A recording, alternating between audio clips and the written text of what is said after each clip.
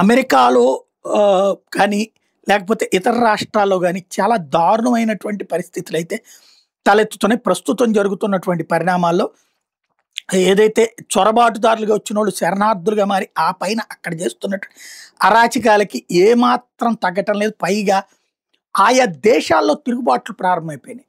ఇప్పుడు అమెరికాలో 25% మంది హైతీకి సంబంధించినటువంటి వాళ్ళు, 45% మంది ఆఫ్ఘన్ నుంచి వచ్చినటువంటి వాళ్ళు, 52% మంది సెనగలీస్ ఇమిగ్రెంట్స్. వీళ్ళందరూ అంటే వచ్చిన 100లో హైతీలో 25 మంది, ఆఫ్ఘనిస్తాన్ వాళ్ళు 45 మంది, ఇట్లాగా వీళ్ళు ఆ పర్సంటేజ్ ఆఫ్ పీపుల్ ఏ పని చేయకుండా ప్రభుత్వం ఇచ్చే ఉచితాలు మాత్రమే తింటూ పిల్లల్ని పెంచుకుంటూ ఆ పిల్లలకి ఆ దేశ పౌరసత్వం కల్పించుకుంటూ అక్కడ ఉన్నట్టు సంక్షేమ పథకాలు మాత్రమే అనుభవిస్తున్నారు, ఎలాంటి పని చేయకుండా అన్నది తాజాగా తేలుతున్నటువంటి వేదిక. ఇది అమెరికాది.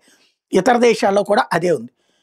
వచ్చినటువంటి ఇప్పుడు మన దేశం లాంటి వాళ్ళు ఈవెన్ డంకీ రూట్స్లో వెళ్ళినా ఏదో ఒక పని చేసి అక్కడ డాలర్లో సంపాదించాలని వెళ్తున్నారు. కానీ ఈ ముస్లిం దేశాల నుండి వెళ్తున్నటువంటి వాళ్ళు మాత్రం తిని కూర్చుంటూ పిల్లల్ని కంట మాత్రమే పనిగా పెట్టుకుంటున్నారు. ఇది ఇప్పుడు ఆయా దేశాల ప్రజలు అక్కడ నిలదీస్తున్నారు. మేమందరం కష్టపడి ఇచ్చినటువంటి డబ్బులతో వాళ్ళని మేపాల్సిన అవసరం ఏంటి?